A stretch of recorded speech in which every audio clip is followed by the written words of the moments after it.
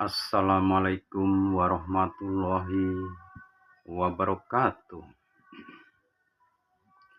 Salam sejahtera buat sedulurku semua dimanapun Anda berada.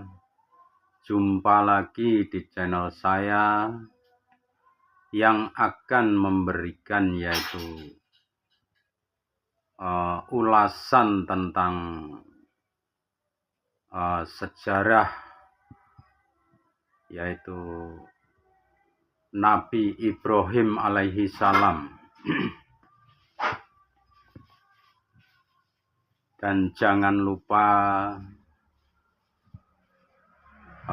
saya mohon dukungannya untuk memencet tombol subscribe supaya saya lebih semangat lagi memberikan pengetahuan kepada sedulur-sedulur semua.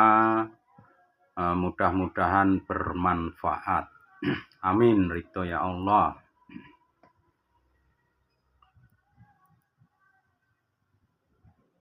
Dan supaya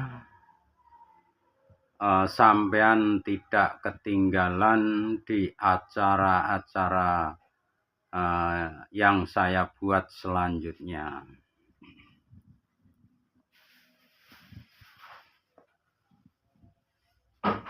Dan tentang ilmu mimpi atau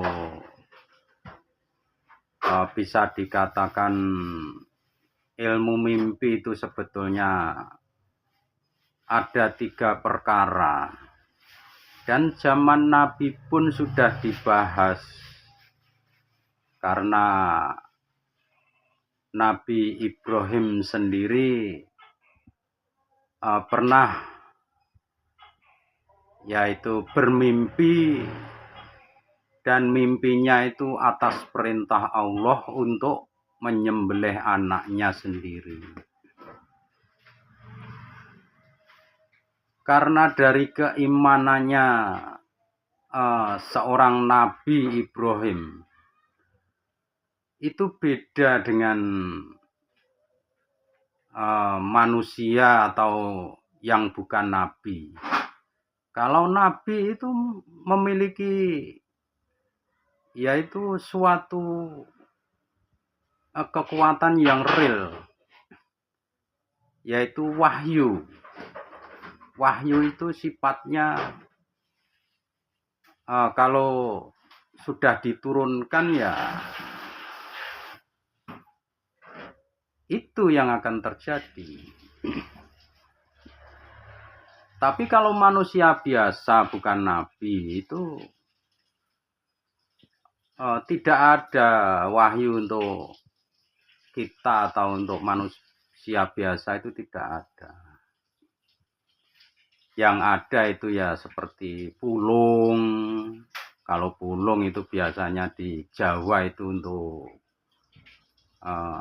untuk orang yang mencalonkan diri sebagai pejabat atau lurah itu bisa dikatakan pulung, karena yang dapat melihat energi yang pulung yang datang itu kadang-kadang melayang-layang itu seperti sinar, itu bisa berpindah-pindah tempat untuk memilih siapa yang cocok untuk sebagai jiwa pemimpin itu sendiri.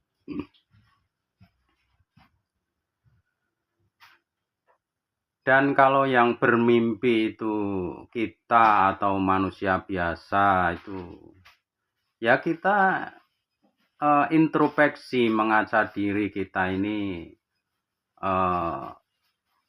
mendapat misalkan mimpi itu karena tidak diiringi dengan wahyu seperti nabi, maka kita cuma bisa mengikuti arusnya, atau mungkin kita bisa menempuh mimpi yang diberikan kepada kita. Kalau Nabi Ibrahim sendiri itu karena wahyu untuk mimpinya untuk menyembelih anaknya, dan ternyata tidak bisa menyembelih anaknya, karena itu perintah Allah dengan keimanannya Nabi Ibrahim alaihi salam. Lalu anaknya yang Ismail itu karena juga memiliki kesucian yang kedepannya juga menjadi nabi, maka Allah itu mengganti Ismail yang akan disembelih itu menjadi seekor kambing. Makanya untuk Allah itu untuk memberikan sejarah supaya kaumnya Nabi Ibrahim alaihi salam itu bisa memperbaiki keimanannya, maka Allah memberi contoh keimanannya Nabi Ibrahim sendiri kepada Allah begitu besarnya, sehingga akan ternyatalah bisa membuat suatu keimanan seluruh umat Islam di dunia dengan adanya suatu hal yang mimpi yang langsung dari Allah,